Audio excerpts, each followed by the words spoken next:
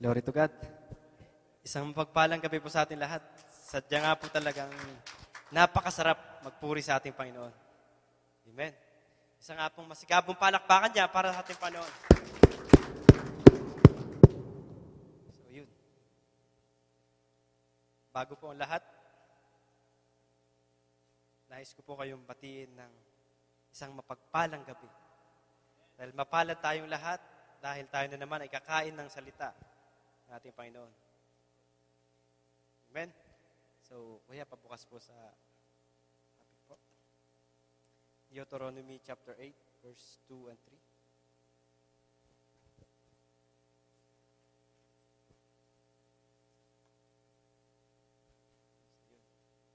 3. Ito po ang ihinain ng ating Panginoon ngayong gabi na ating kakainin.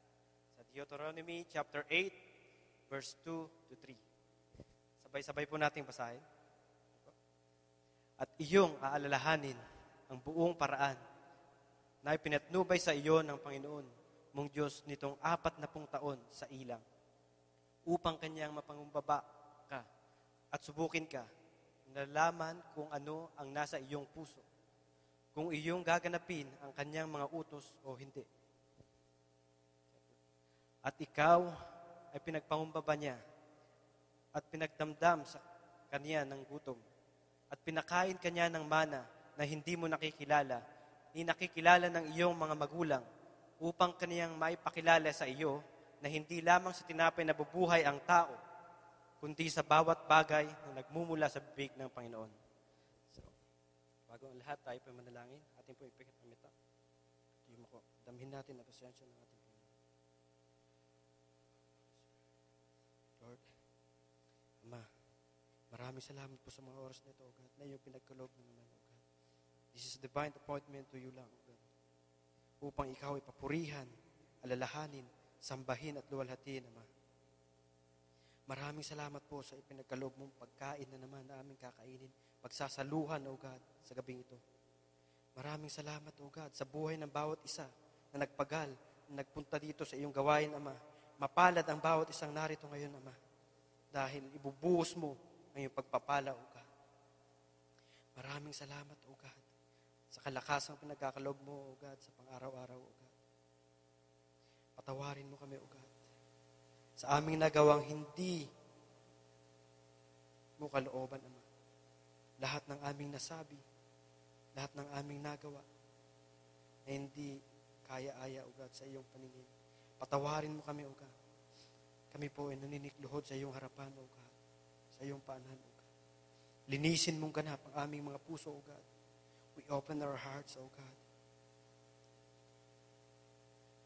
Have your way in our life, O God. Naway, ang iyong kalooban lamang ang siyang matupad, O God, sa aming buhay. Hindi kami magdidesisyon, O God, ng pansarili lamang, O God. Ikaw ang siyang maghahari sa aming buhay, O God. Ikaw, O God, siyang magkukontrol sa aming buhay, 10 ng aming mga mahal sa buhay, O God. Buhay ng aming mahal sa buhay, O God. O Lord, itago niyo po ako sa iyong likuran, Ama. At ikaw lang siyang mahayag, O God. Hindi ko po alam ang nais mo mangyari, O God. Ngunit sa iyong salita, O God, ibubuka ko ang aking bibig, O God. At ikaw ang magsasalita, O God. Make me as your mouthpiece, O God. Ipaintindin mo sa amin, O God, ang iyong mga salita sa tulong ng banal mong Espiritu, O God. Ikaw lamang siyang mahayag, O God, sa gabing ito, O God. At amin pong binibigwasan, O God, ang gawa ng kaaway, O Lord. Ang antok, O God, ay mawawala sa amin lahat. In the name of Jesus. Amen. Ito po ang siyang bahala.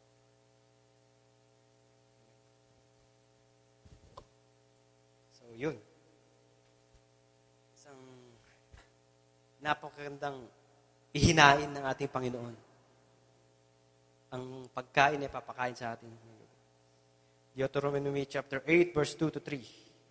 Sa English, and thou shalt remember all the way which the Lord thy God led thee these 40 years in the wilderness,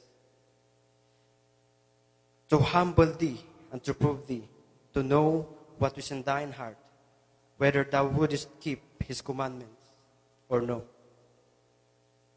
And he humbled thee and suffered thee hunger, to feed thee with manna, which thou knowest not, neither did thy fathers know, that he might make thee know that man doth not live by bread only, but by every word that proceedeth of the mouth of the Lord doth man live. So, akin pong bibigyan po ng title po, ang message ni Lord ngayong gabi. It is about humility. Pagpapakumbaba. Ang sinabi niya, ito po yung Deuteronomy chapter 8, verse 2 to 3, ito po yung kwento ng ilabas yung mga Israelita na galing sa Egypt na pangunahan ni Moses. Ito yung nag-struggle sila sa wilderness na umabot ng 40 years. So ito, pinagbubulay-bulayan siya ngayon. Remember, sabi niya, and thou shalt remember the way which the Lord thy God led thee 40 years in the wilderness.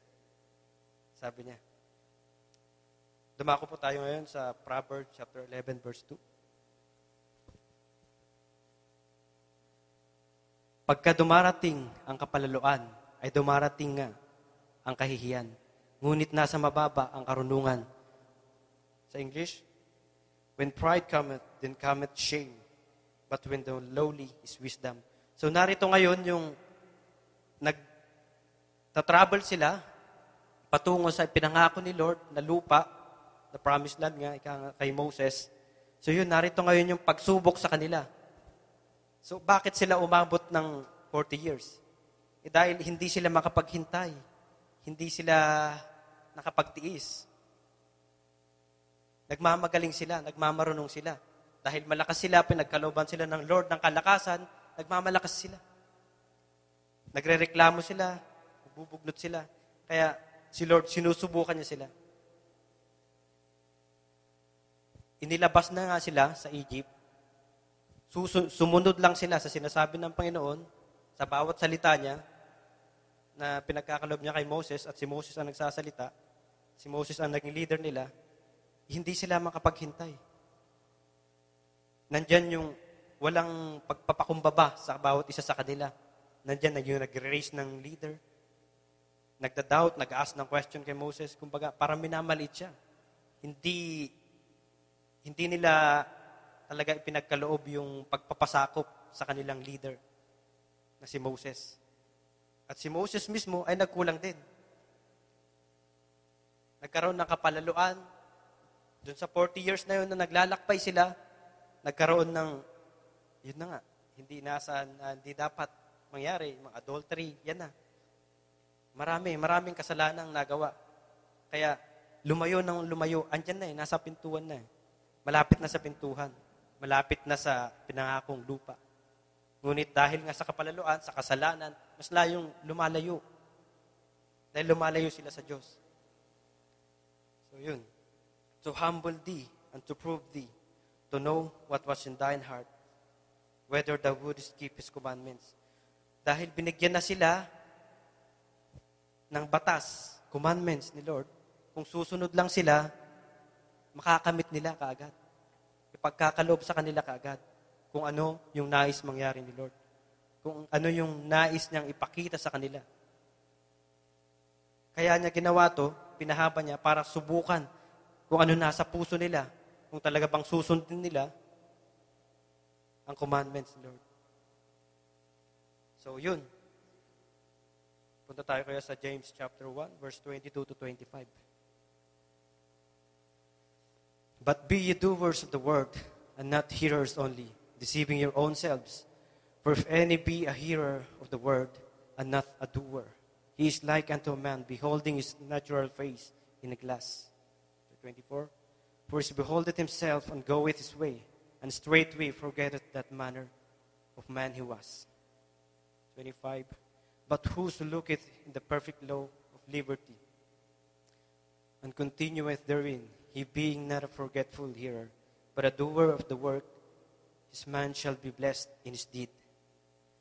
Napakaganda ng sinabi ni Lord dito, na kung tayo ay nakikinig, dapat din natin isagawa kung ano papakinggan natin. Kagaya niya, binigyan sila ng boses ni Lord, which is through Moses. Nakinig sila ng salita, nakinig lang. Hindi nila isinagawa. Kaya lalong pinahaba ni Lord yung sufferings nila. Nagutom sila, mga struggles nila. Sinasabi niya, be a doers of the word. Useless yung nakinig ka lang. Oo nga, nakikinig ka. Kaya nag-attend tayo sa church. Nakinig tayo. Paglabas natin, ano na? So wala lang. Parang niloloko lang natin ang ating sarili kung hindi rin natin isasagawa ang ating narinig. Kaya ang sabi niya, katulad siya ng isang tao na tinitignan ang kanyang talagang mukha sa salamin. Sapagkat minamasdan niya ang kanyang sarili at siya'y umalis sa pagdakay kanyang nalilimutan kung ano siya. Parang tumingin ka daw sa salamin, tinanda mo yung itsura mo, kilala mo, alam mo lahat kung ilan nunal mo. Pag talikod mo, tinanong ko ilan nunal mo, hindi mo na alam. So yun. Pag in present, ayan ka. Active na active ka. Pag present time, adyan ka. Impulsive na impulsive ka. Kapag nakaraan lang ng ilang minuto, ilang oras, wala na, nag-fade. Hindi na natin nagagawa yung narinig natin. Hindi na natin isasapamuhay yung inilatag sa atin salita. Useless po yung nakinig lang tayo. Oo, nagpuri ka sa araw na to. Oo, nakinig ka ng salita. Paglabas mo, ano na? Ano na ang bunga? Nasaan na? Nasaan na yung napakinggan mo? Nasaan na yung prutas na tinanim sa'yo? Tumubo ba? Namunga ba?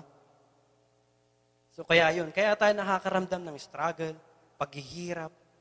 Dahil sa atin din, na tayo, as a believer na, kumbaga, mas malaki na yung accountability natin kasi alam na natin kung ano yung tama, kung ano yung nais ng Panginoon sa ating buhay. Ngunit dahil sa kapalaluan natin, minsan, nadidisregard natin yung salita niya, kaya tayo pinapalo. Pero pag dumating yung pagpapalong yun, huwag mong isipin na negative yun. Dahil sa pagpapalong yun, may kasunod na blessings.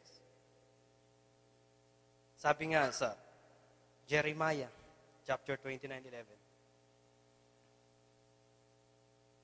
Sapagkat nalaman ko ang mga pag-iisip na aking iniisip sa inyo, sabi ng Panginoon, mga pag-iisip tungkol sa kapayapaan at hindi tungkol sa kasamaan, upang bigyan kayo ng pag-asa sa inyong huling wakas.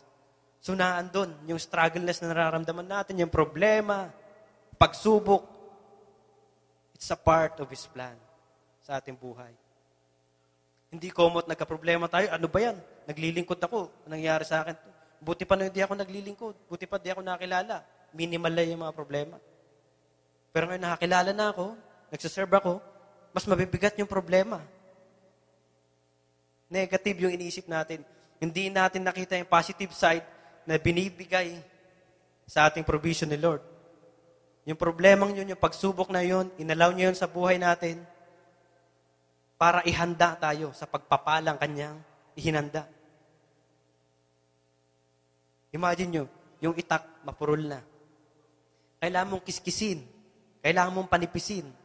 Yung masakit yun, ikaw kikiskisin ka. Papanipisin ka. Pero may purpose para ikay tumalim at ikay maging kagamit-gamit. Lalo na sa pagsisilbi sa ating Panginoon. So, ang plano niya sa atin ay hindi tayo para pahirapan. Ano ba yan? Sunod-sunod na lang ang problema. Wala nang ibang nangyayari kundi problema. Negative tayo. Ngunit kapag tinuloy natin, kapayapaan at hindi tungkol sa kasamaan. Di ba nga, pag umulan, pagkatapos ng ulan, may rainbow. Pag gabi, madilim. Pagkatapos ng gabi, umaga, sunshine. So, ang kasunod ng pagsubok, pag napagtagumpayan mo, kapag hindi ka tumalikod sa kanyang salita, pagpapala. Yun ang plano ng Panginoon. At yung pagpapalang yun, hindi lang pang madalian, kundi everlasting, hanggang sa huling wakas. So, wag nating isipin na, ano ba yan? Problema. Minsan, pag napapagtagumpayan nga natin ang problema, dyan, tumataas yun. At sabi nga ng mga Pilipino, taas no kahit kanino. Yun ang motto dati. Motto ng Makamundo. Pero bilang Kristiyano, pakumbaba tayo kahit kanino. Mataas man sa atin, mababa sa atin, huwag tayong pumili. Huwag nating i-adapt yung sabi ng Makamundo na taas no kahit kanino. So yung mayabang yun. Hindi ganun ang Kristiyano. Amen? Amen po ba? Sabi mo sa kasama mo, it's better na yumuko ka kaysa tumunga ka. Kasi sabi nga ng Panginoon, ang taong tinataas ang kanyang sarili ay ibinababa. So, yun. Kung gusto nating malaman talaga, ayan nga, nagsisigasig tayo sa mga gawain, attend tayo ng attend. Ayan.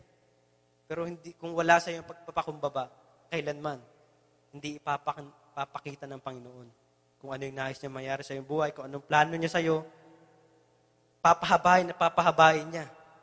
Yung lalakbayin mo bago mo marating ang kalooban niya. Kagaya ng ginawa niya sa mga Israelites. Dahil sa katigasan ng ulo, pagmamataas, naandyan na lahat. Mas lalo niyang pinahaba yung paglalakbay na pwede namang mas maiksi. So yun, as encouragement, patuloy lang tayo magpapakumbaba. Sa Christian life kasi, hindi basihan ang pagiging matagal ng Kristiyano o bago pa lang na Kristiyano. Meron yung mga Kristiyanong napakatagal na, ngunit hindi lumalago. Attend ng attend, wala kang absent eh. Pero hindi lumalago dahil hindi siya totally nagpakumbaba. Hindi siya nagpasakop sa ating Panginoon. Oo, nagpasakop ako. Partly. So yung paglago mo, partly din. Parang sinasabi mo, yung kalahati mong katawan, pinasakop mo, ang kalahati, lumaki yung kalahati. Malit pa rin, andun pa rin. So, hindi siya balance. So, paano ka ngayon magagamit mightily? Paano mo makita yung sarili mo, nakakalakad ka na? Straightly. Kailangan mo magpasakop, buong puso. Todo bigay ka nga. Andito po yung mga benefits o kagandahan ng pagiging mapagkumbaba. Puntahan po natin sa Proverbs chapter 29, verse 23.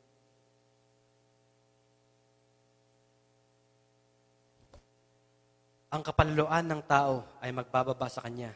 Ngunit ang may mapagkumbabang diwa ay magtatamo ng karangalan. Amen? Amen po ba? Napakaganda po. A man's pride shall bring him low, but honor shall uphold the humble in spirit.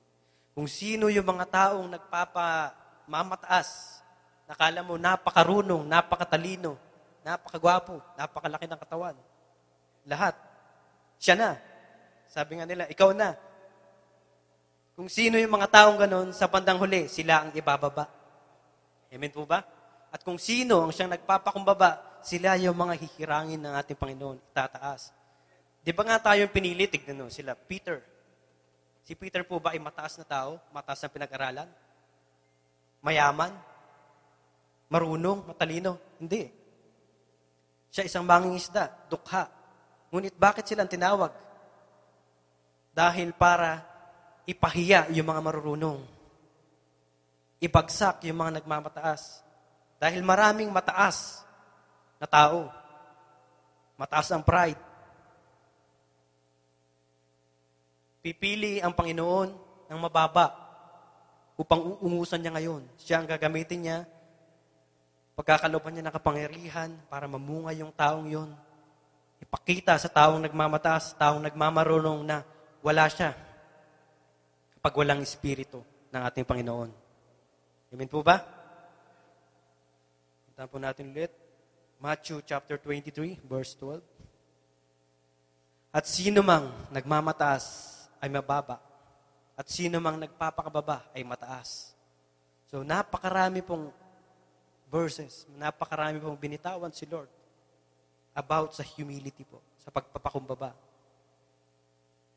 And whosoever shall exalt himself shall be abased, and he that shall humble himself shall be exalted. Napakalinaw po na hindi mo mararating ang rurok ng katagumpayan pag ikaw hindi nagpapakumbaba. Napakarami pong mga mababa noon, umangat, yumaman, hindi nila na-control yung behavior na yon, nagpakasasa sila sa kayamanan, nakalimutan na nila yung pagpakumbaba, nakalimutan na nila yung pinanggalingan nila dati, lumaki yung ulo, sa bandang huli, ibinagsak din ng Panginoon, ng ating Panginoon. Meron yung mga mayayaman, malalaki ng ulo, akala mo lahat kayang bilhin, may mga ganun tao, sa bandang huli, babagsak sila. Sino lang yung mga taong nag-i-stay sa kayamanan na pinagkaloob ng Diyos? Yun yung mga Kristiyanong totoong nagpasakop sa ating Panginoon. Na yung kayamanan, kung ano man yan, na meron sila, hindi nila inaari as sa kanila. Inangkin nila na sila lang ay napagkatiwalaan para sa kayamanang yon, para may bahagi, para makatulong sa kapwa mananampalataya. Hindi nila kiniklaim yung glory nga na nare-receive nila dahil sa kayamanan nila o katalinuhan nila o dahil sila ay kilala. Bagkus, ibinabalik nila ang kapurihan sa ating Panginoon. Kaya nagre-remain yung kanilang kayamanan yun, karunungan, yung wisdom na yun. So, pwede pala na kahit mababa ka, itinas ka ng Diyos, doon ka na, hindi ka na bababa ulit. Basta, magpatuloy ka lang na magpasakop sa Kanya. Ngunit kapag nakakaligtaan natin, diyan tayo ibababa. Napakalino ang sinabi, whosoever shall exalt himself shall be abased, and he shall humble himself shall be exalted. Sa pa kuya, sa James chapter 4, 6-7. But he giveth more grace, wherefore he said, God resisteth the proud, but giveth grace unto the humble. Submit yourselves therefore to God, resist the evil, and he will flee from you. So tayo pala, bilang anak ng Diyos, ay meron ng kakayahan magpalayas, mag-resist ng devil. In the name of Jesus. Sabihin lang, kung merong tayong ugali na hindi natin mabitawan, mahirap tanggalin. Kung hindi mo matanggal yun, hindi mawala sa yun, hindi ka tunay na Kristiyano. Kasi ang tunay na Kristiyano, meron ng kapangyarihan. Pinagkalooban tayo ng kapangyarihan ng Diyos para mag-resist ng evil. Kapag ikaw ay may kahinaan, kaya ka binigyan ng kapangyarihan ng Diyos para mapagtagumpayan ang mga kahinaan yun. Ngunit kung ikaw ay nag-stay doon, hindi ko kaya to. Ang hirap iwasan eh. Wala. Nagde-depend ka sa sarili mong kakayahan, yun, example na rin yun ng proud, nagmamatas ka. Ngunit kapag lahat ay binigay mo kay Lord, hinayaan mong si Lord ang kumilos sa buhay mo, hinayaan mo ang Diyos ang mag-control sa'yo, magpakumbaba ka sa Kanya, magpasakop ka sa Kanya, lahat ay kakayanin mo. Sabi mo sa kasama mo, magpasakop ka sa Diyos, lahat ay kakayanin mo. Amen. Amen po ba? Isang napakalaking kasinungalingan po yung sinasabing dahil masipag ka, dahil mabait ka, dahil matalino ka, kaya mo nakamit yan. Yung tagumpay na yan, nururok na tagumpay yan. Dahil sa iyong pagsisikap. Dahil sa iyong karunungan, kaya mo nabot yan. Yun yung mga taong lumalakad pa sa laman. Ngunit kapag tayong Kristiyano, nakakamit natin yung tagumpay na yon dahil kay Lord. Dahil siya ang great provider ng lahat. Wisdom, saan nanggagaling? Kay Lord. Kalakasan, saan nanggagaling? Kay Lord. Ang galing ba sa iyan? Yung wisdom mo, basta na lang bang nandyan yan yung wisdom mo? Yung kalakasan mo, basta na lang bang nandyan yan? Habang buhay na nandyan yan? Hindi. Tayo lamang. Ang robot nga nasisira Nawawalan ng battery, kailangan i-charge ulit. Tayo pa na tao, napapagod, magkakasakit tayo, manghihina. Kaya wag mong sabihin dahil sa akin, dahil sa kasipagan ko, kaya ako nakabili nito, ng bagay na to. Kaya sa akin to. Hindi. Dahil kay Lord na binigyan kanya ng kalakasan para magtrabaho, binigyan ng karunungan. para makapagtrabaho ng maayos. Kaya ka na-promote sa posisyon mo, hindi dahil sa matalino ka, kundi provision yun ni Lord. Dahil nagpapakumbaba ka sa Kanya, itataas ka niya. Kaya bilang Kristiyano, hindi tayo mananatili sa buntot. Gusto ni Lord, tayo nasa head. So kapag tayo ay humantong sa head, wag naman lumaki yung head natin. Patuloy pa rin nating alalahanin kung anong pinanggalingan natin. Yung buntot. Patuloy mo pa rin titignan yun. Galing ako doon. Kung hindi dahil kay Lord, hindi ko mararating to ngayon kung nasaan ako. So yun, wala tayong rason para magmataas sa ating Panginoon, sa ating mga kapwa. Mas mababa man sila sa atin. Hindi natin ililevel yung sarili natin na, mas mataas ako sa'yo. Mas mababa ka. Hanggang ka lang. Kaya sabi nga ng mga artista, hindi tayo magka-level. Tama ba yun? Hindi kita papatulan kasi hindi tayo magka-level. Pwede, sa makamundo, sa makalaman yun. Hindi kita papatulan, hindi tayo magka-level. Pag pumatol ako, magka-level na tayo. Hindi yun. Hindi kita papatulan dahil hindi yun ang kaloob ng Diyos. Binato ka ng bato, batoy mo ng tinapay. Pero yung sabi ng iba, kasama yung garapon. Kasama yung garapon. Pag nabasag, mas masakit yun. Pwedeng pumasok sa yung bubog. Pag sinaktan ka, gumanti ka, mas malupit pa pala. Pero bilang Kristiyano, pag binato ka ng bato, batoy mo ng tinapay na may kasamang palaman. Pag kinain niya, nabusog siya, marirealize niya. Binato ko ng bato. Bigyan pa ako ng pagkain. Siya ngayon yung kukusa, lalapit at hindi na magana sa'yo. So yun, kagaya niyan. Kagaya ng experience ko dati sa boss ko, sa head namin talaga, sa brand manager. Yun yung may hawak ng, kumbaga, sa buong mundo na Bershka, international kasi sa amin. Lagi dito sa Saudi kasi ito yung base niya. Dito nga ka magtataka Sa Saudi, na puro nakaabaya, dito number 1 ang fashion retail. Magtataka kayo Diniaig pa niya na sa Spain. Si Spain talagang todo fashion. Sa France, may branch kami doon. Pero ang number 1, Saudi. Magtataka ka. Very fashionate sila, pero nakaabaya sila. So yung kaya, laging nandito yung brand manager namin. Kapag makapagsalita yun, grabe. Kulang na lang, lumubog ka na sa kinatatayuan mo. Sabi ko dati, wala nang pag-asa to. Sabi ng asawa ko, ipag-pray mo lang, magbabago yan. Wala imposible kay Lord. Kaya ako dati, hindi pa ganun kalalim. Sabi ko, wala nang pag-asa yan.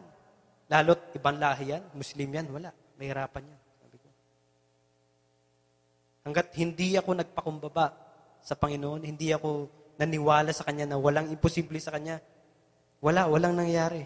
Ngunit, glory to God, nung ako nagpatuloy sa simbahang ito ngayon,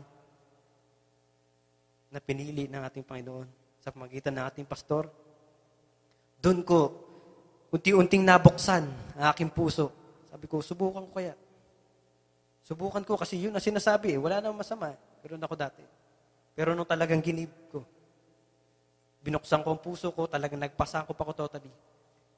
Doon ako nag-start na nanalangin na baguhin mo yung ugali ng boss kong yun. Glory to God. Wala pang isang buwan. Pagkatapos akong ilipat dito, nasa Hyatt po kasi ako ng Hyatt Mall. Ilipat ako dito sa Otay Mall. At the first day na pinasyalan na ako dyan, kasi kaya ako nilipat kasi nag-argue kami. Ilipat ako dyan. Tapos dyan nung nalipat na ako dyan na ako nag-start na talagang nagsigasig dito sa church. Tapos, first time niyang dumalaw dyan. Dinalaw niya ako. Napakaganda na ng aura niya. Napakapalangiti na siya. Marunong na siyang mag-appreciate. Marunong na siyang magpasalamat. At glory to God, hindi lang ako, kundi sa lahat ng aking mga kasama, nagulat sila, bakit nagbago? Kaya doon ako umiyak sa Panginoon. Sabi ko, grabe talaga. Tunay ka nga, sabi ko. Tunay nga ay yung mga salita. At tunay nga ikaw ang source ng lahat. Yung imposible sa mata ng tao ay posible sa ating Panginoon, sa ating Diyos. Magpatuloy lang tayo na magpakumbaba, magpasakop. Makakamit natin kung anumang naisin natin. Hanggat hindi natin pinapalaya yung pride natin, hindi natin nire-resist. Kasi bad spirit yan eh. Gawa ng kaaway yan eh. Tinatanim yan sa atin eh. Pagpatuloy natin niyakap yun, ni kailanman, hindi ka makakapaglingkod ng puro sa ating Panginoon. Hindi tayo genuine, ika nga. Ang gold, daan mo yan sa apoy. Gold pa rin. Ngunit ang gold, plated, daan mo sa apoy. Tignan natin kung ano mangyari. Maraming Kristiyanong ganyan. Akala mo gold eh. Pero hindi pala. Gold plated. Pakita ng tao pag nasa harap, grabe kung magpuri. Napakarami kong kakilala ganyan. Kaya dyan ako minsan natitisod eh. Dyan, nung mababa pa yung pananampalataya ko, tumitingin ako sa tao. Sabi ko, simba ka ng simba. Ba't ganyan pa rin ugali mo? Wala yung simbahan mo. Vain yun. Ba't di ka nila mabago? So yun. Yun pala hindi. Sa tao lang na nag-commit at totoong nagpakumbaba. Yun ang totoo. Huwag mong sisihin yung simbahan nila. Dahil individual na kasi yan eh. Individual na faith na, individual na pananampalataya eh. Kung patuloy ikaw na magpapasakop, mararanasan mo ang presensya ng ating Panginoon, ang kapangyarihan na pinagkaloob niya sa atin. Unti-unting mabubuhay yan. Hindi naman na-receive ka, na-receive mo siya. Automatic. Buhay na lahat ng power na ano. Pagsisikapan mo yan, magpasakop ka at unti-unting uusbong kung anong kapangyarihan pinagkaloob sa'yo ng ating Panginoon. Once na nireceive natin siya, automatic, package na yun. Nasa atin na yun lahat. Yung sinasabing dinidesire, nasa iyo na yan. I-desire mo lang na buhayin ng ating Panginoon. Paano bubuhayin kung hindi ka na magpapakumbaba? Paano? May pangangailangan tayo. Tayo bilang anak, hingi tayo sa ating ama. Pangailangan tayo. Pa, gusto ko ng sapatos. Papakumbaba ko pa, gusto ko ng sapatos kasi sira na itong sapatos ko. May mapagkumbaba. Pero kapag ikaw ay magmataas, pa, gusto ko ng sapatos, sira na itong sapatos ko. Gaganahan ba yung tatay mo magbigay ngayon? Dahil sa mapagmataas. Hindi mo ko Nakita mo, sira na yung sapatos ko eh. Hindi mo ako baliktad na. Paano ka ngayon pagkakalooban? Dapat, bago tayo lumapit, tayo magpalinis, magpasakop, bago tayo humiling sa ating Panginoon. Panginoon, ang siya nakakaalam kung ano ang dinidesire ng ating puso. Ang Panginoon ang nakakaalam ng ating pangangailangan at ating kagustuhan. Nagtataka tayo, minsan sa dalangin natin, bakit yung iba natutupad, yung iba hindi. Kasi yung iba, hindi mo talaga pangangailangan. Gusto mo lang. At yung gusto mong yun, doon ka mapapahamak, kaya hindi inalaw ni Lord. Kung ano yung nakita niya, pangangailangan mo, yun lang ang ibibigay niya. Kaya huwag tayong magreklamo. Wala tayong dapat ireklamo. Kasi ang Panginoon, siya nakakaalam kung ano makakabuti sa atin. So, ayon sabi sa 2 Chronicles chapter 7, verse 14. Yeah. If my people, which are called by my name, shall humble themselves,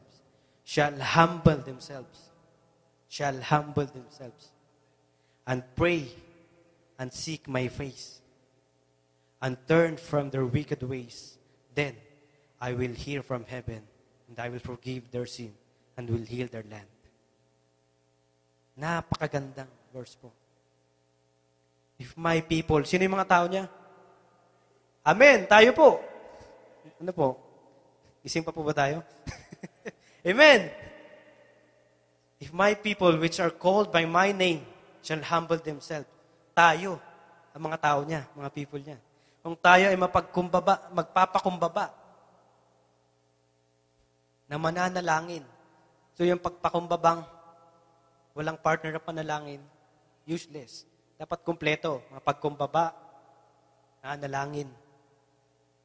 Sinisik ang aking muka.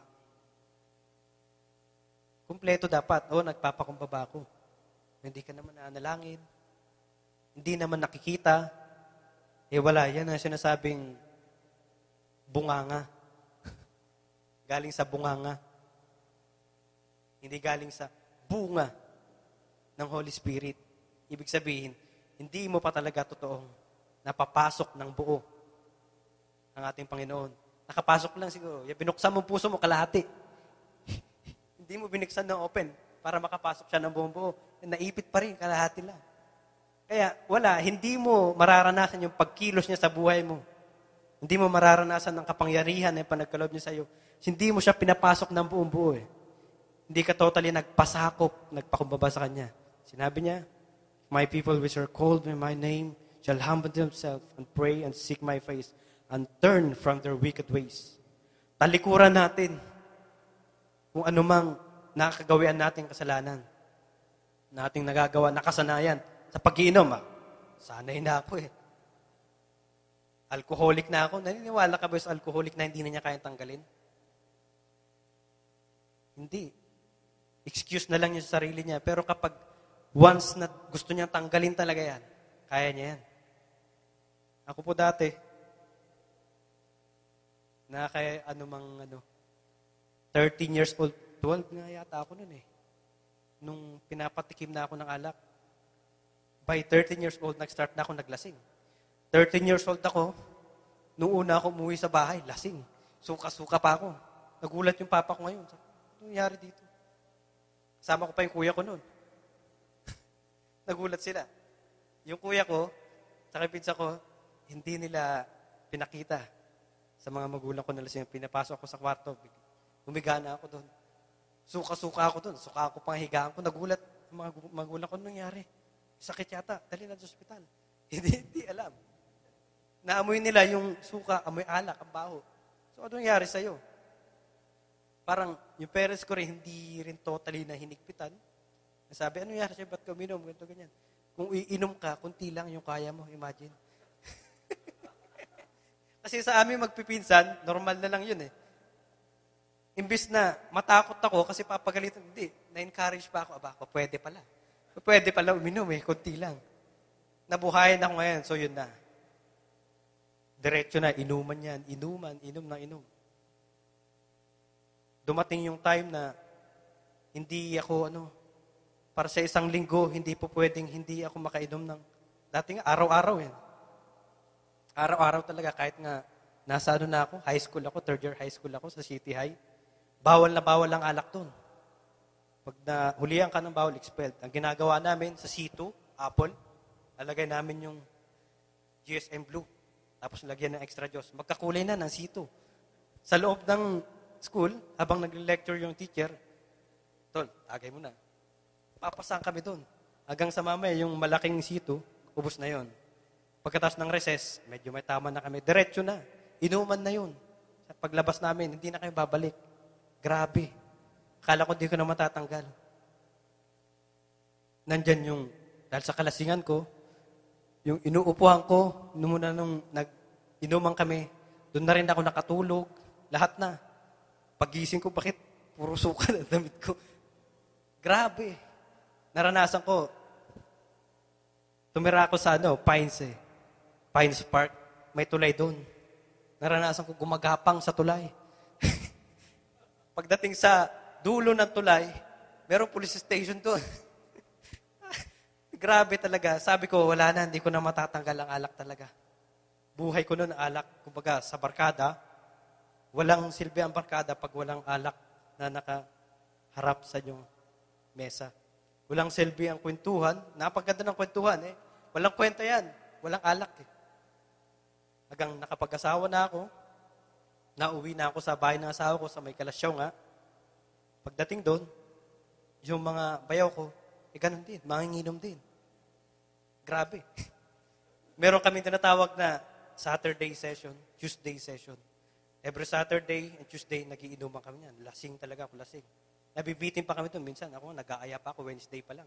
Pagkatapos Tuesday, nabitin pa, Wednesday.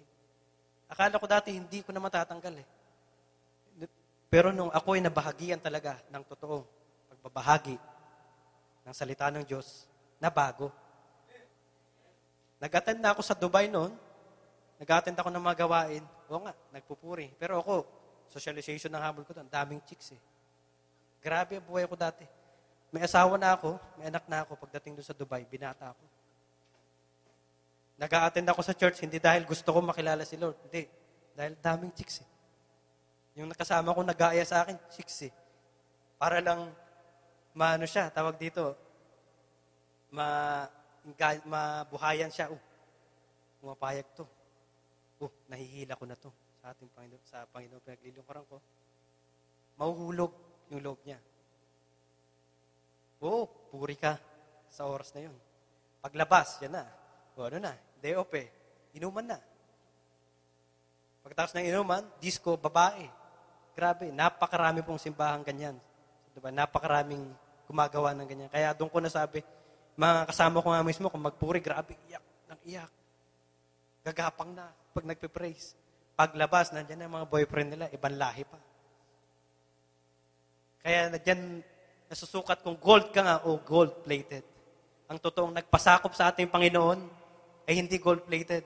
Kung ano yung narinig niya sa loob ng simbahan, paglabas niya, yun ang isa sa pamuhay niya. Be a doer, not a hearer. Only a hearer. So yun. Kung tatalikuran natin, yun nga sabi, magpakumbaba tayo, manalangin. Hanapin natin ang mukha ng ating Panginoon at talikuran na nakagawian natin na hindi ayon sa kanyang kalooban. Yan, talikuran. Nung ako'y nakakilala po, glory to God, nagulat na lang yung bayaw ko ba? Hindi ka nag-aaya ng inuman ngayon, ha? yung biyanan ko, pag nagluluto kami, kapag luto siya, tatawag niya ako niyan. Kasi yung biyanan ko, chef siya sa barko. Hindi yan makakapagluto ng walang sinashot.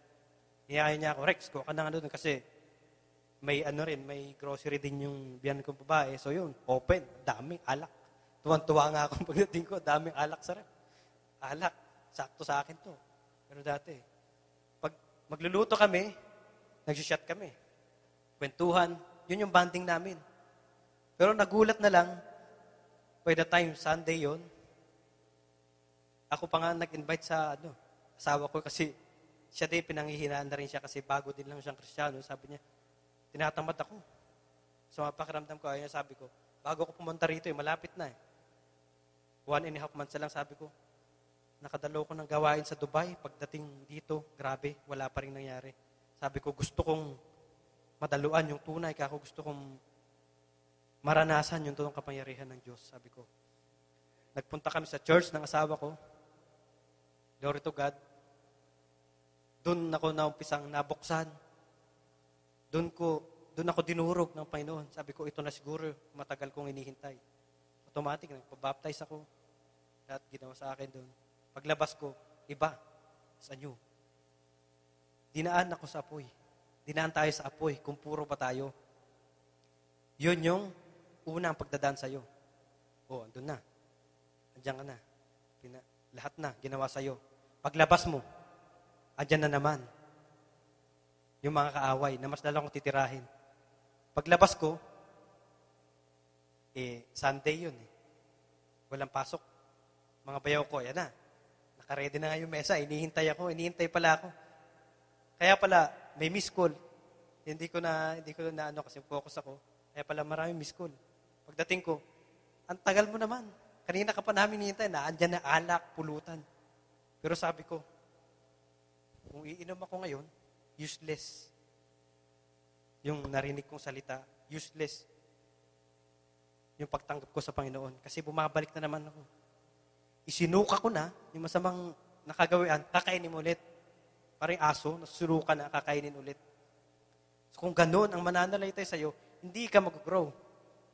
Hindi ka totally nagpasakop. Partly lang yung pinasakop mo, kalahati. Kulang nga, paalang eh. Pinasok mo paalang.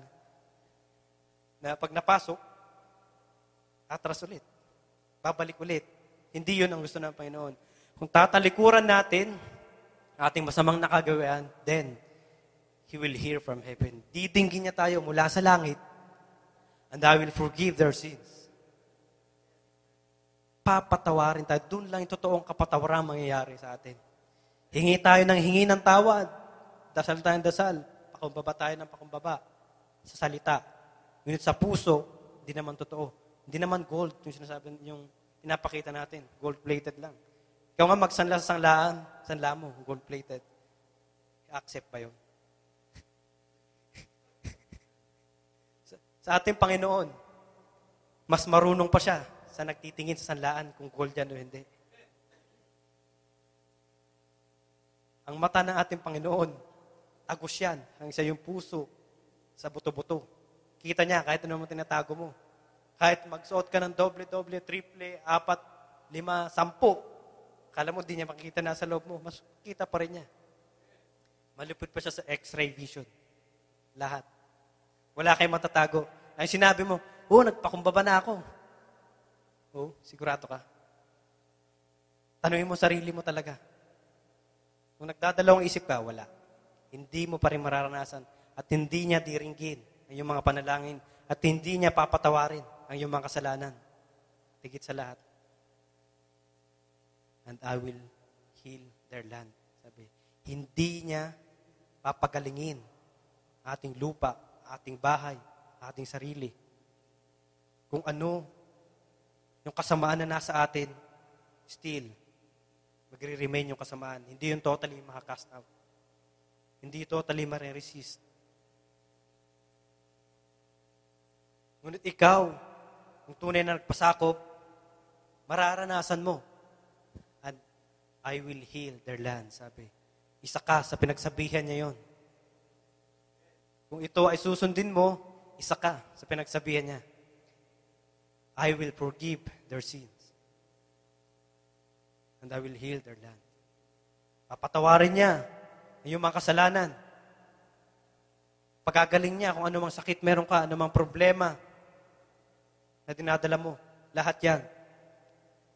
Pag binigay mo sa Kanya na may kasamang pagpakumbaba, tapos ang problema mo. Yung sinasabing, may problema ka, ang bigat ng problema mo, akala mo nasa iyo ng lahat ng problema, nabibigatan ka kasi sinusolo mo eh. Pero once na binigay mo kay Lord, napakagaan ng problema. Kasi hindi naman ikaw yung nag-handle si Lord. At siya ang kikilos sa buhay. So yun. Ulit tayo sa Psalm chapter 25, verse 9, kuya. The meek will He guide in judgment, and the meek will He teach His way. Napakaganda. Kung sino yung mga mapagkumbaba, siya ang guide niya sa pagdating niya. Kung sino yung mga mapagkumbaba, sila yung ituturo niya kung ano yung tamang daanan niya. Sila yung gagabayan niya hanggang sa huli. Gagabayan niya sa kanyang tunay na daanan. Narrow gates, ika nga. Oo, andun tayo sa narrow gates. Wala tayo sa wide gates. Nasa wide gates, pwede mong gawin kahit anong gusto mo. Pasuray-suray ka. Pero sa narrow gates, masakit. Masikip eh. Subukan mong kotse na hindi ka kasya sa kalsada dahil masikip. Merong barikada dito, barikada dyan. Pasok mo yung kotse, masakit. Puro gas-gas. Ngunit dahil may pananampalataya ka, alam mong kasama mong Diyos, makakasurvive ka. Kakayanin mo. Hindi ka magre-rely sa kakayahan mo, sa kalakasan mo. Mag-rely ka sa ating Panginoon. Kakayanin mo hanggang sa dulo. Sabi niya, the meek will He teach His way. Tuturo lang ang kanyang daanan, tamang daanan sa mga taong nagpapakumbaba, hindi sa nagmamataas. Amen po ba? Ising po ba ang ating diwa? Medyo dinadalaw na. So narito ang mga taong nagpamalas ng kanilang kababaang loob sa ating Panginoon. At sila naman talagang ginamit mightily ng ating Panginoon. Kung hindi ka magpapasakop talaga ng buong buo, hindi ka gagamitin mightily ng ating Panginoon. So narito, si Abraham, sa Genesis chapter 18, verse 27. Si Abraham po ay napakalaking gamit po ng kanyang buhay. Sa kanya, nagmula lahat ng mga anak. Dahil sa kanyang pagpakumbaba, doon nabuo lahat. Sabi niya, and Abraham answered and said, behold now, I have taken upon me to speak unto the Lord, which am but dust and ashes. Sa senaryo niya, nandyan yung kakausapin siya ng Panginoon. Sabi niya, sa Tagalog ko yan, para mas maintindihan natin. At sumagot si Abraham at nagsabi, narito, ngayon nangahas ako magsalita sa Panginoon. Na andyan yung magre-request siya sa Panginoon. Mangangahas siya, nakausapin ng Panginoon. Akong alabok at abo lamang. Ibinaba niya ang kanyang sarili sa pakiusap sa Panginoon. Magre-request siya. Ikaw mismo magre-request. Face to face. Sabihin mo sa Panginoon ang mga, ilatag mo kung anong pangailangan mo. Ilatag mo kung ano yung request mo. Na ikaw ay isang abo lamang, alabok. Napaka gandang virtue po yun ito, na sobrang napakababa ng tingin niya sa sarili sa ating Diyos. Ibinaba niya ang kanyang sarili ng sobra-sobra. Ito yung magre-request siya kay Lot yun nung susunugin yung Sodom at Gomorrah. Na sinabi ng Panginoon, ni Abraham na kung mayroong mananampalataya doon, na ganitong bilang, ipapataw mo pa rin ba ang kaparusahan? Sabi ni Lord, hindi. Request siya ng request hanggang dumating sa iisa, kahit isa lang na may pananampalataya, hindi ko tuturugin yung bayan na yun, sabi. So yun, nagpakumbaba siya. At siya'y dininig ng ating Panginoon. At siya'y ginamit talaga, nakagamit-gamit. Pangalawa, si Joseph the dreamer. Sa Genesis chapter 41, verse 16. And Joseph answered Pharaoh, saying, it is not in me. God shall give Pharaoh an answer of peace. Narito yung pangitain ng Pharaoh sa Egypt. Na ipapakita na kahit siya mismo pinagkalooban na ng gift, the dream, na kaya niyang isaysay, hindi niya pa rin cliname yung glory. Oh, kaya ko yan. Kayang-kaya kong ipaliwanag kung ano mang napanaginipan mo. Hindi. Bagkus nagpakumbaba siya. Ibinigay niya pa rin kay Lord ang glory. Sabi niya, wala sa akin, Diyos ang magbibigay ng sagot sa kapayapaan kay Paraon. Diyos, lahat ng nangyari, achievements, ialay natin kay Lord. Si Lord, ang itaas natin, wag ang ating sarili. Dahil sa Kanya nanggagaling ang wisdom, kalakasan, lahat ng bagay. He is the source of everything. Ano ba naman tayo? One spit of a time lang. Wala tayo. Gusto niyang pigilin ang ating hininga, wala na. So wala tayong dapat ipagmataas. Narito pa, si Moses. Makagamit-gamit, Exodus chapter 3, verse 11. And Moses said unto God, whom am I? And I should go unto Pharaoh, that I should bring out from the children of Israel out of Egypt. Narito na naman si Moses nung siya ay tinawag ng ating Panginoon para gamitin upang ilabas ang mga Israelites sa Egypt. At narito nga yung paglalakbay na nila, nasa text natin kanina. Siya tinawag, sabi, sino ba ako? Tinawag upang pumaroon kay Paraon, upang hilingin na payagan akong ilabas yung mga kapwa ko Israelites. So, sino siya? Isang tao na isang hininga lang, wala na. Lahat ng achievements na binibigay sa kanila, ng task na napagtagumpayan nila, o bagong task na mas mataas dahil nakasurvive sila, inaalay pa rin nila, patuloy nilang binabalik yung papuri sa ating Panginoon. Si John the Baptist sa Mark chapter 1, verse 7. And preach, saying, there cometh one mightier than I after me, the lasher of whose shoes I am not worthy to stoop down and unloose. So sabi ni John the Baptist dito, sabi niya, merong mas makapangyarihang darating sa akin na ni lashes ng sapatos niya, ng tsinelas niya, ay hindi ako karapat-dapat na magtanggal. So napakababa ng tingin sa kanyang sarili dahil sa ating Panginoon. Kung sino yung mga tao nagpapakumbaba, sila ang ginagamit mightily. Oo nga, nandun ka. Nagde-desire ka, Lord, gamitin mo ako. Gamitin mo ako buong buo. Gamitin mo ako mightily. Nakikita ng Lord kung ano yung nasa puso mo, yung desire mo. Ang desire mo, gagamitin ka niya. Para paggamit ka, makikilala ka. Sisikat ka. Hindi pagkakalob sa'yo ng Lord yan. Alam pa rin niya kung ano nasa puso mo, kung totoo ka, kung gold ka or gold-plated lang. Kaya napakaraming nagde-desire na hindi pagkalob sa kanila. Kasi hindi sila totally nagpapasakop.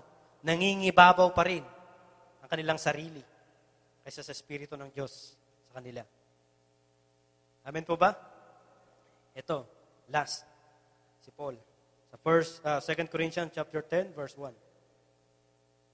Now I, Paul, myself, beseech you with the meekness and gentleness of Christ, who in presence am base among you, but in being absent am bold toward you. Narito si Paul sa mga kapatiran.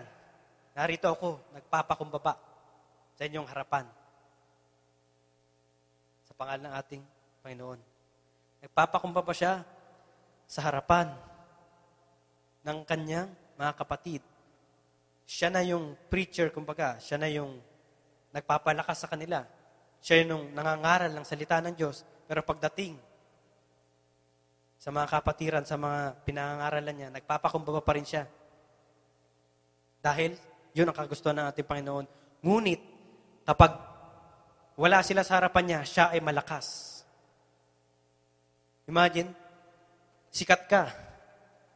Sikat ka sa trabaho mo, sikat ka sa pinanggalimon. Pagdating mo sa iyong mga kapatid, mag-aasta ka pa rin sikat. Kagaya ng, hindi na. Papakumbaba ka. Kasi hindi yun ang kagustuhan ng ating Panginoon. Pagpapakumbaba. Sinabi mo, mahal mo ang kapwa mo. Hindi ka nagpapakumbaba. Hindi ka nagpapasakop sa Kanya. Wala dun yung genuine love. Kaya nga. Sinabi mong mahal mo, kapatid mo, ikinurek ka lang niya, sumama yung loob mo, hindi ka nagpasakop doon sa sinabi niya, hindi ka nagpasakop sa kanya totally talaga.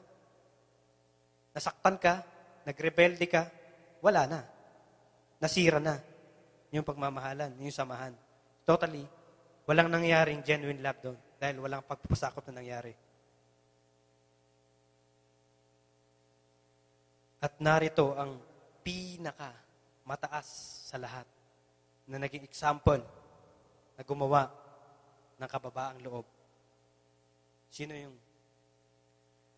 ang ating Panginoon mismo? Punta natin yung Philippians chapter 2 verse 5 to 8. Let His mind be in you, which is also in Christ Jesus. 6. Who being in the form of God, thought it not robbery to be equal with God. Who being in the form of God, kapantay niya ang Diyos, ngunit hindi niya inaring siya ay Diyos. Nagpakumbaba siya. Kumbaga, ikaw, anak ka ng hasyendero. Pupunta ka ngayon sa hasyenda nyo. Ituturing ka ng mga tao, anak to ng hasyendero. Anak na may-ari. Turing ka may-ari din. Aasta ka, may-ari dito. Tatay ka may-ari, hindi. Si Lord, hindi. Nag-serve siya, nagtrabaho siya, as katulad niya. Yung mga servant, yung magsasaka, mas malala pa yung ginawa niya. Doon. Para ipakita talaga kung ano ang nais ng ating Panginoon. Who being in the form of God, do not robbery to be equal with God, but made Himself of no reputation, and took upon Him from a servant, and was made in the likeness of men. Nagpakababa siya. Naging tulad siya ng mga normal na tao. Hindi nga lang totally normal, mas mababa pa. Dukha. Para lang pagsilbihan tayo. And being found in fashion as a man, He humbled Himself and became obedient unto death, even the death of the cross. Pakumbaba siya hanggang sa huli. Hanggang sa tuluyan na nga niyang ibuwis ang kanyang buhay para sa atin sa cross. Binigay niya ang kanyang buhay para sa atin. Ang ating Panginoon mismo, nag-example dito ng kababaang loob na walang kapantay. Naging masunurin siya hanggang sa kanyang kamatayan. So, kung tayo mismo, being a Christian na nakakilala na tayo, kung hindi tayo magpapakumbaba, magpapasakop totally kay Lord, sa ating Diyos, kung sinong leader natin, sa ating pastor, sa ating mga kapatid, ay mawawalang saysay ang ginawa ng ating Panginoon. Oo, nandiyan, naniniwala tayo sa Kanya. Kung naniniwala ako, saan? Salita, wala sa puso. Dahil ikaw naman hindi nagpapasakop, wala pa rin. Punta natin ang Mark chapter 10, verse 45. For even the Son of Man came not to be ministered unto, but to minister and to give His life a ransom for many. Dumating ang ating Panginoong Diyos para hindi pagsilbihan kung hindi siya yung magsilbi sa atin. Ikaw,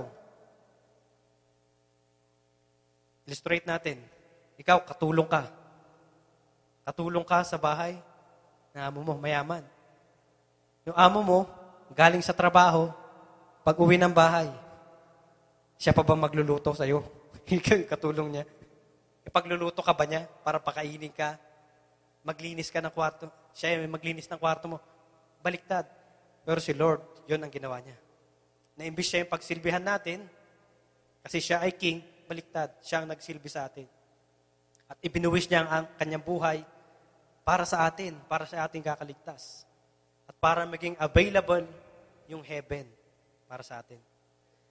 Maging available ang kaligtasan para sa atin. Kung hindi siya bumaba, hindi niya ibinaba ang kanyang sarili, wala tayo ngayon dito at hindi available ang kaligtasan sa atin. So dahil sa ginawa ng ating Panginoon, nais niyang tularan natin siya. Kapag sinasabi natin mahal natin siya, gagawin natin kung ano mga sinabi niya. Amen po ba? Mga kapatid, hindi po nagkataon na narinig natin ang mga salitang to. Hindi nagkataon na basta ko lang sinabi itong mga to. May nais iparating ang ating Panginoon. Siya ngayon ay kumakatok sa ating mga puso. Kung papapasukin natin ng buong buo. Magpasakop tayo ng buong buo. Hindi pa uli ang lahat.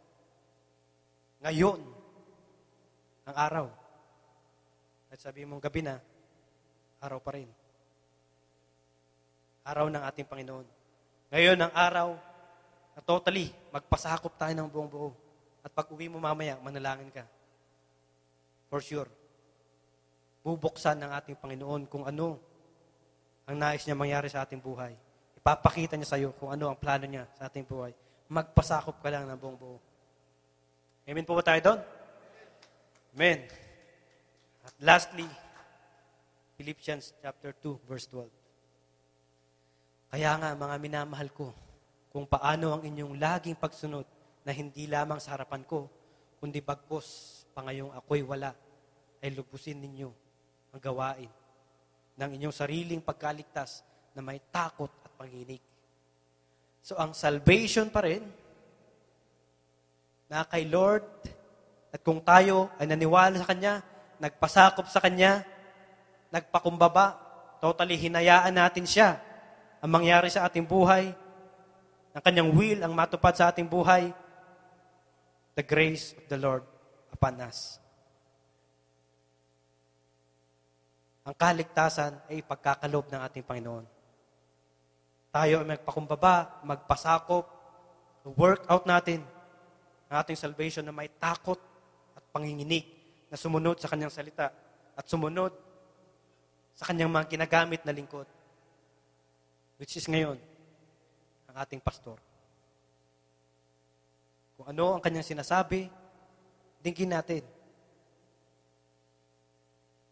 Siya ang ginagamit ng ating Panginoon. At kung sino mang tumayo dito sa harapan na magbahagi ng Kanyang salita, makinig tayo. Natamaan tayo, accept natin, kunin natin, para sa atin yun. Huwag nating, tinamaan ako dun Sige. Sige lang. Yung mga ganon, iniipon. Mamaya, pag lagi natatamaan, nilalagay niya sa negative side, hindi na mag-a-attend. Pinanghinaan na. Ngunit kapag inaccept mo yun, nilagay mo sa positive side, automatic, doon ka lalago. At doon ipapakita ng Panginoon ang nais niya mangyari sa ating buhay. Amen po tayo doon? So, glory to God. Sa Kanya lang po.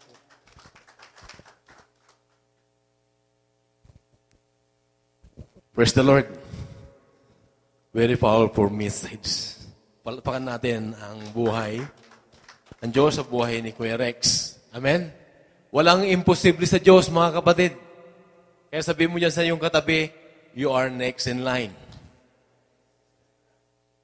Susunod ka na rin. Amen? Hindi ka po pwedeng uupo dyan buong taon. Amen? Walang nagbibilang ng buwan dito na hindi tumatayo. Amen? Kung siya ay magpapagamit sa Panginoon at susunod sa Kanya. Amen? Napakaganda mensahe. Very powerful na mensahe. I need it. Kailangan ko. Nakakain ako. Binusog ako ng Panginoon sa pamamagitan ng salita Niya. Amen? Tunay nga na kailangan natin ang kababaan ng loob at pagpapasakop sa Diyos. Amen? The more na tinataas ka ng Panginoon, the more na ipinaparanas ng Panginoon yung spiritual growth, physical growth, anuman yung growth, yung pataas ng pataas na sinasabi ng Panginoon sa buhay mo, the more kang magpakumbaba at magpasakop sa Kanya. Amen? Ito po yung sukatan sa isang mananampalataya na tunay na siya ay lumalago. Tunay na siya ay nagagamit mightily ng Panginoon sapagkat the more siyang ginagamit ng Panginoon, the more siyang nagpapakumbaba. The more siyang nagpapasakop sa Diyos. Na wala siyang magagawa kung wala ang Panginoon sa Kanya. Amen? Laging kalakip ng buhay natin yung John 15 verse 5. Apart from Him, we can do nothing. Amen? Sabi ng James 4 verse 10, humble yourself in the sight of the Lord and He will lift you up. Amen? Kung ikaw ay nagpapakumbaba sa mata o paningin ng Diyos, ikaw ay itataas niya. Amen? Sabi ng Proverbs 22 verse 4, humility and fear of the Lord bring wealth, honor, and life. Amen? Ang kababaan ng loob at respeto sa Diyos ay nagdudulot ng kayamanan, katanyagan, at buhay. Saan ka pa? Outside of that, yung sinabi ni Kuya Rex kanina, kung hindi ka mapagkumbaba, hindi mo matatama sa lahat ng pangako ng Panginoon. Amen? Bakit? Kung talagang ikaw ay totoong Kristiyano, tutularan mo ang ginawa ng Panginoon. Amen? At aangkinin mo ang bawat salita niya, ipapamuhay mo sapagkat there will be no survival of the soul without God's Word. Amen? And this should be in daily basis, mga kapatid. Ang pagkain ng kaluluwa natin sa pamamagitan ng salita ng Diyos ay kailangan natin in daily basis, mga kapatid. There will be no survival for the soul if there's no God's Word na nakakain natin, mga kapatid. Amen? Kailangan natin hindi lamang yung physical na pagkain kaya ay nagkakasurvive. Hindi. Amen? Sa bawat araw bilang Kristiyano, kailangan mong inoris, kailangan mong pakainin yung kaluluwa mo na salita ng Diyos. Amen? Otherwise, bagamat ikaw ay laging kumakain, hindi ka rin healthy. Amen? Magiging malnourished ka rin. Bakit? Dahil ang kalakasan natin ay tinataglay ng salita ng Diyos na bawat kinakain natin sa araw-araw. Amen? Ito po yung nais ng Lord sa buhay natin. Makikita po natin, mga kapatid, kung isa kang tunay na anak ng Diyos, sabi ng ating text kanina nabasa sa Deuteronomy 8 verses 2 and 3, talagang sadya talaga nagagawa ng paraan si Lord na talagang ipaparanas sa iyo ang lahat-lahat ng kahirapan, ng suffering, para ikaw ay manumbalik at malaman mong siya ay faithful na Diyos. Amen? hanggat hindi ka humahantong sa kababaan ng loob, magpapasakop sa Kanya, hindi ka niya tatantanan. Hindi mo kayang hamunin ang Diyos. Isa kang Kristiyano, nais ng Panginoon na hindi mananaig yung sarili mo, kundi i-offer mo sa Kanya na wala kang magagawa kung wala ang Diyos na kumikilos sa buhay mo. Na hindi ka mabubusog, hindi ka lalakas kung walang salita ng Diyos na bawat kinakain mo sa bawat araw ng buhay mo. Amen? Kaya napakahalaga mga kapatid ang salita ng Diyos sa buhay natin. Huwag po natin ibaliwala. Amen? Dito ipinapakilala ng Panginoon ang kanyang katapatan. Nung una, hindi mo maranasan yan, hindi mo makita, hindi mo maintindihan, hindi mo ma-understand. Amen? Sabi ng Facebook, hindi ko ma-understand. Sapagkat wala kang kababaan ng loob. Amen? May hadlang. Pag mataas ka, may hadlang, hindi mo ma-interpret, hindi mo ma-understand. Amen? Yung mga nangyayari, sapagkat may blockage, may wall. Amen? Pero nandoon ang kababaan ng loob mo, ito po yung susi ng Panginoon sa buhay natin. Amen? Kaya nga binigay yung Proverbs 22 verse 4, humility and fear of the Lord bring wealth, honor, and life. Ang kababaan ng loob at respeto sa Diyos ay magdudulot ng kayamanan, katanyagan at buhay. Saan ka pa? Nandyan na lahat yan, mga kapatid. Amen? Huwag mong sabihin, malakas ka ngayon. Kung malakas ka, ang tunay na malakas, nagpapasakop sa Diyos. Amen? Hindi niya nililimot ang Diyos sa buhay niya. Amen? Ito po yung nais ng Panginoon natin sa atin. At glory to God for the wonderful Word of God. Very powerful Word of God na ating po narinig sa gabing ito. Tayo po tumayo, mga kapatid. Amen? Sabi ng Matthew 4, verse 4, man does not live on bread alone, but on every word that comes from the mouth of God. Ang tao'y hindi lamang nabubuhay sa tinapay, ngunit sa bawat salita ng Diyos na nagagaling sa Kanya. Humility, humbleness. Lord, hindi namin kayang mabuhay dito sa mundo, lalo na at kami mga anak mo na. Mga kapatid, nung tayo pa hindi pa anak ng Diyos, hindi natin nababatid ito. Pero ngayon, iba na yung sitwasyon natin, iba na yung status natin sa buhay. Tayo ay anak ng Diyos. Sinabi mong Kristiyano ka, sumusunod ka kay Lord. Sinasabi mong Kristiyano ka, ang bawat pagkain mo, ang tunay na pagkain mo ay salita ng Diyos. At habang ikaw ay lumalakad pa dito sa mundong ito, kailangan mo ang Diyos. Kailangan mo ang bawat salita niya. Kailangan mo magpakumbaba. Kailangan mo magpasakop. Wala kang magagawa kung hiwalay ka sa Kanya. Minsan pa, sabi ng Panginoon sa James 4, verse 10, humble yourself in the sight of the Lord, and He will lift you up. Minsan pa, Proverbs 22 verse 4, humility and fear of the Lord bring wealth, honor, and life. Ang kababaan ng loob at respeto sa Diyos ay magdudulot ng kayamanan, katanyagan, at buhay. That is why a true servant of God, a true believer, a true Christian,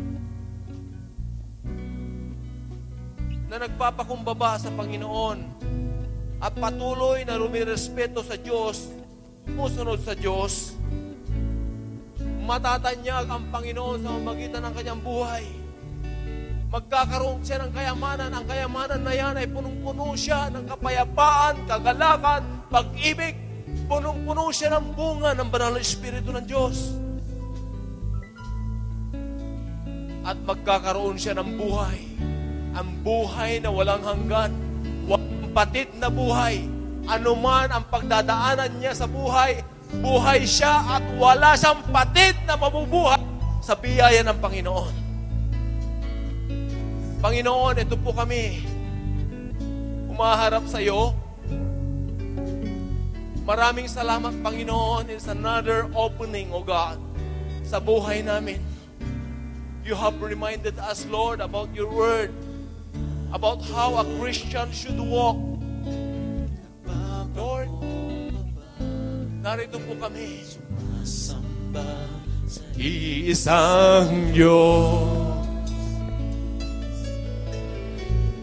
hanap namin, karikhan ang iyong mukha, sumasabog sa iyong pagkilos, at sa himig ng kahit aming dalangin, kami katagpuin. Minsan pa, sabihin natin mga kapatid, narito kami, nagpapakumbaba, sumasamba sa iisang Diyos.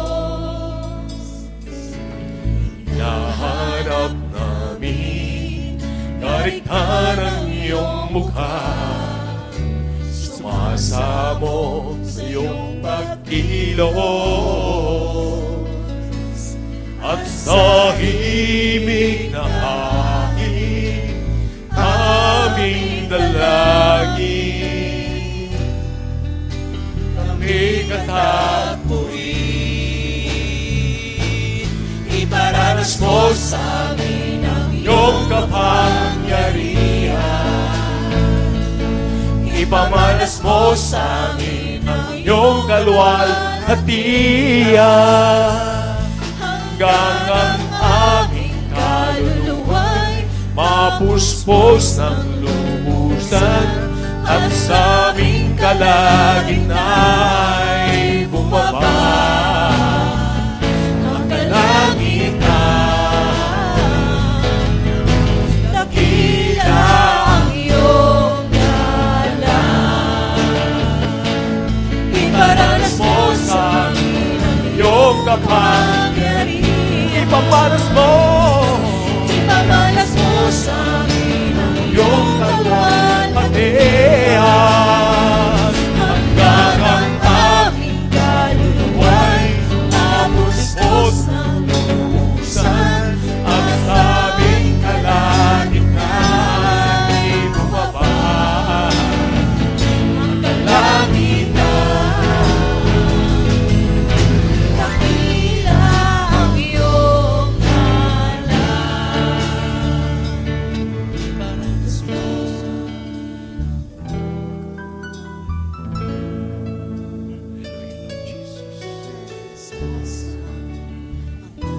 Panginoon, batid mo ang laman ng aming mga puso.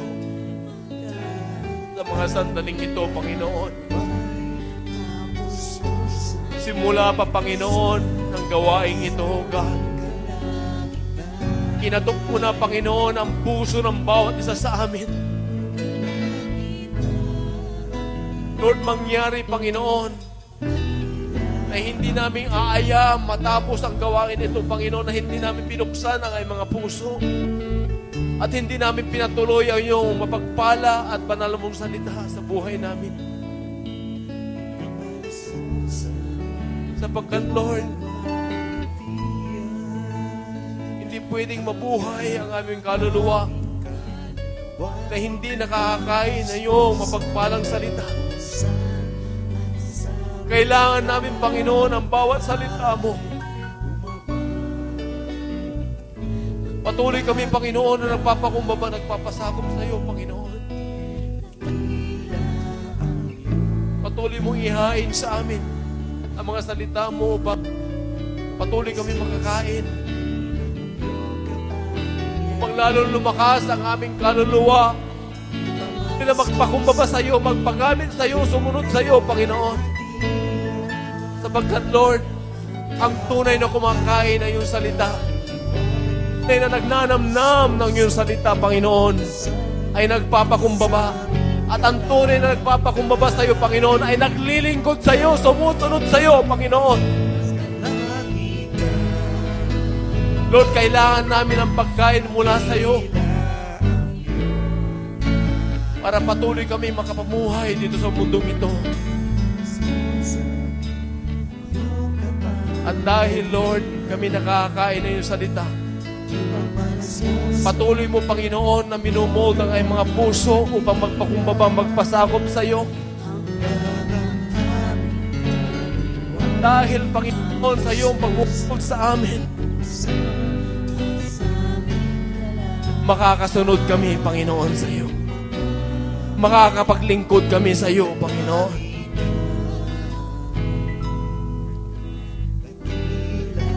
Kaya Lord, tunghayan niyo po, Panginoon, ang puso ng bawat isa sa amin. Na kami, Panginoon, ngayon ay umaharap sa iyong harapan. Nagpapakumbaba, Panginoon.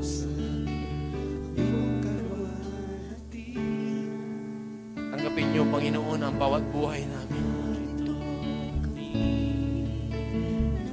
Nagpapakumbaba, sumasamba sa iisang Diyos.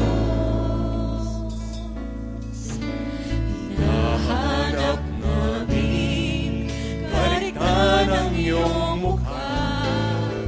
Sumasamo sa iyong pagkilos. At sa himig na hangin, aming dalangin, kami katapoy. Iparanas mo sa amin ang iyong kapangyarihan.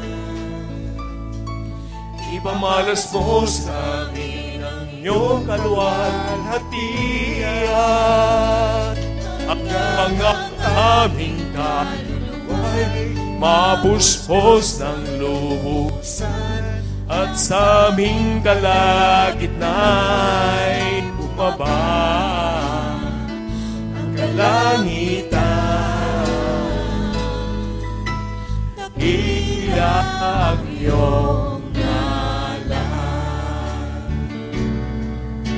dakila ang iyong ngalan, dakila ang iyong ngalan. Dakila ka, Panginoon. Habang kami, Panginoon, ay naghahayag na iyong kadakilaan, kabutihan, katapatan, Lord, binabago mo ang aming mga puso. Patuloy mo, Panginoon, na binabahiran, Panginoon, ang kababaan ng loob. The more kami, Panginoon, na nagsasabing Ikaw ay Diyos namin. Ikaw ang aming tagapagligtas, na wala kami magagawa kung hiwalay kami sa iyo, Panginoon. Lord, binabaharian mo, Panginoon, ng kababaan ng loob ang aming mga buhay. Salamat, Panginoon, sapagkat, Lord, marahil ito yung unang-unang makikita, Panginoon, ng mga tao sa buhay namin, na meron kaming kababaan ng loob. Ito ang makikita, Panginoon, sa buhay namin, na kami sumusunod sa iyo, na kayo ang nabubuhay sa amin, na kayo ang kumikilos sa amin, na kayo, Panginoon, may kapangyarihan sa buhay namin, sapagkat, Lord, kami nagpapakumbaba sa iyong harapan. Mangyari nawa, Panginoon, ang nais mo sa buhay ng bawat sasakyan.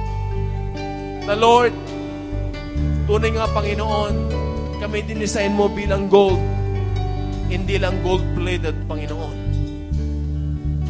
Salamat po, Diyos, sa gabing ito.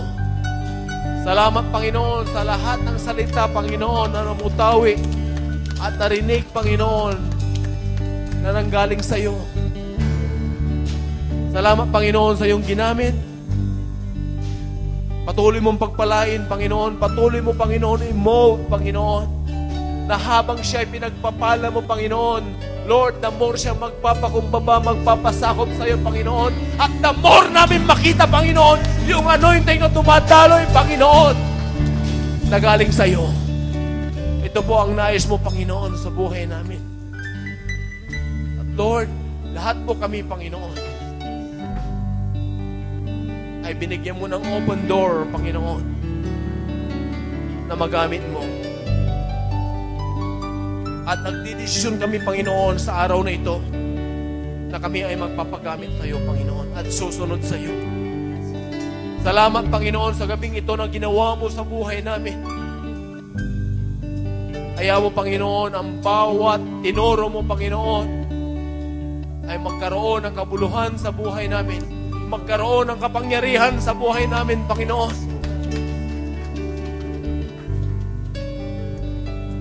Salamat, O Diyos. Salamat, Panginoon, sa bawat kapatid na narito. Patuloy mong pagpalain sila, Panginoon. Patuloy mo, Panginoon, na buksan ang kanilang mga puso. Patuloy mo, Panginoon, na linisin ang mga puso, Panginoon. Patuloy mo, Panginoon, O God, wasakin ang lahat ng mga sagabal sa buhay namin, Panginoon. At Lord, patuloy mo, Panginoon, na itanim ang bawat salita mo sa buhay namin.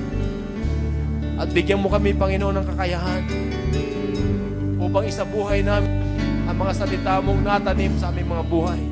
At patuloy namin sasaliksikin, Panginoon, na hindi kami papayag, Panginoon, na sa bawat araw, Panginoon, hindi makakakain ng salita mo ang aming kaluluwa. Lord, salamat. Sa iyo lamang, Panginoon, ang papuri, pasasalamat, pagluwalhati, at ang lahat na mapagkumbabang anak ng Diyos, na binago ng Diyos, na patuloy na magpapasakop at sa Panginoon, na magpapagamit sa Kanya, ay magsasabi ng Amen. Praise the Lord.